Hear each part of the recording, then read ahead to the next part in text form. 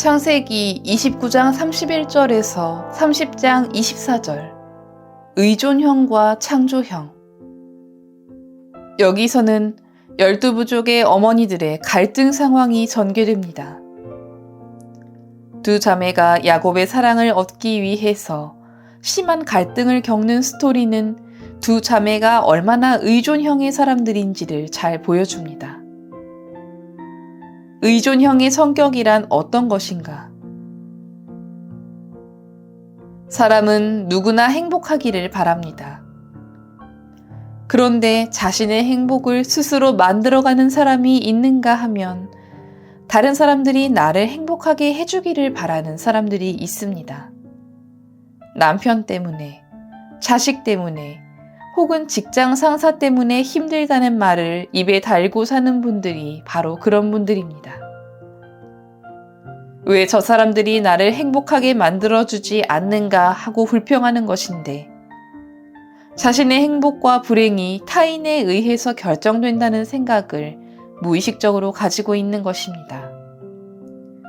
의존적인 사람들의 특징을 몇 가지 더 언급하자면, 우선 주위 사람들이 자신을 배신해 상처받았다고 생각합니다. 타인에게 의존하는 마음이 강해서 생기는 부작용이지요. 쉽게 상처받는 사람들은 상대방의 반응에 의존하는 경향이 특히 강합니다. 의존할 상대가 아닌데도 무의식 중에 그런 심리가 생기는 것입니다. 이것은 부모에게 기대고 싶은 아이의 모습이 어른이 된 후에도 그대로 재현되는 것이지요. 그러한 심리에는 의존심과는 정반대로 상대방을 지배하려는 욕구도 숨어 있습니다.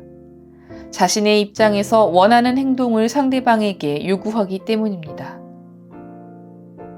대부분의 사람들은 이렇게 의존심이 강한 사람을 불편하게 느끼며 일부러 상처를 주고 싶어 하기도 합니다. 다음으로는 모든 일에 자책하는 경향이 강합니다. 상대방에게 화를 내야 하는 상황에서 도리어 자기 자신에게 상처를 줍니다. 자책감이 지나치게 강해서 생긴 현상입니다. 불쾌한 기분을 표출하면 인간관계에 금이 가기 쉽다는 것을 알기에 그런 것이기도 하고요. 너무 어린 시절부터 이런 교육을 받으면 자신을 희생하면서까지 남을 배려하는 사람으로 길러집니다. 표출해야 할 분노가 자신에게 쏟아집니다. 또 다른 특징으로는 융통성이 없습니다. 융통성 없는 가치관은 쉽게 상처받는 원인이 됩니다. 자기 마음을 적절히 표현해 엄격한 표면상의 방침을 완화하지 않으면 사회생활을 원활히 하기 어렵습니다. 지나치게 엄격한 규칙을 적용하면 우선 자기 자신부터 고통스럽고 그냥 넘어가도 될 일을 언급하는 바람에 상대방의 반격을 부추겨서 또 한 번 상처받는 결과를 초래한다는 것입니다. 융통성 없는 사람은 타인에게도 자신의 가치관을 강요해서 서로 부딪힐 수밖에 없습니다. 그런데도 다른 사람들이 자기를 몰라준다고 속상해하고 늘 자신을 정당화하고 구제불능인 다른 사람들에게 당했다고 느끼며 삽니다. 그렇다면 의존적이 아닌 사람들은 어떤 사람들인가? 창조적인 사람입니다. 심리학자인 오토 랭크는 창조적인 유형의 사람들의 삶에 대하여 이렇게 말합니다.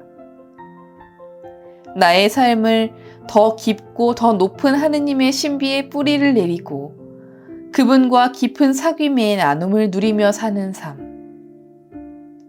나의 정신 속에 내재한 치유와 창조의 능력을 충분히 활용하여 기쁨이 넘치는 삶. 자신의 몸을 아끼고 사랑하며 건강한 생명력이 넘치는 삶.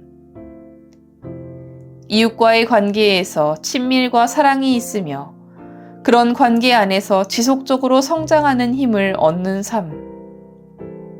내가 하는 일 안에서 나 자신을 성취하며 탈진하지 않게 끊임없이 격려와 힘을 받는 삶. 사회와 공동체의 이익에 헌신하는 삶. 심리학자로 교육받으면서 로저스는 환자와의 관계를 통제하고 환자를 대상으로 분석하고 치료하는 일을 자연스럽게 몸에 익혔습니다. 실제로 상담을 해본 결과 환자에게 상담의 방향을 맡기는 것이 효과적이라는 결론을 얻는데 이것이 바로 내담자 중심 치료입니다. 로저스는 내담자를 치료하려고 노력하는 것보다 그들의 말을 충분히 들어주는 것이 훨씬 효과적이라는 것을 알았습니다. 말을 들어주다 보면 내담자는 스스로 자신의 문제를 생각하게 되고 이것이 몇 차례 반복되면 저절로 치료가 되었던 것입니다. 로저스는 자신의 철학을 나는 나, 너는 너로 내버려 두는 것이라고 요약했습니다. 당시는 심리학자들이 실험실 쥐의 행동에 초점을 맞추던 시절이라 정신 나간 환자에게 치료의 방향을 맡기겠다는 로저스의 신념은 기존 심리학계에 대한 엄청난 도전으로 받아들여졌고 많은 심리학자들이 그의 사상을 우습게 여겼습니다. 하지만 로저스는 내담자의 이야기를 객관적으로 조용히 듣기만 하는 치료자의 이미지도 과감히 버렸습니다. 그는 치료자 역시 개성을 드러내며 자신의 감정을 표현할 권리가 있다고 강조하면서 치료사가 상담 과정 중에 애써 즐겁거나 초연한 척하지 말아야 한다고 주장했습니다. 이런 방식으로 로저스는 치료자와 내담자가 진실한 관계를 형성해야 한다고 말했습니다. 로저스 연구의 핵심은 인생이 흘러가는 과정이라는 관점에 있습니다. 자기 실현을 이룬 인간은 자기 자신을 완성된 상태가 아니라 존재가 되어가는 과정 중에 있는 것으로 받아들입니다. 그럼에도 대부분의 사람들은 자신의 모든 경험을 통제하려는 실수를 저지르며 그 결과 현실과 동떨어진 자신의 특성을 만들어낸다는 것이지요. 사람들이 그를 찾아온 진짜 이유는 딱 한 가지였습니다. 지금까지 세상에 드러냈던 자신의 거짓된 역할이나 가면을 내던지고 진정한 자기 모습으로 살기를 바랐던 것입니다.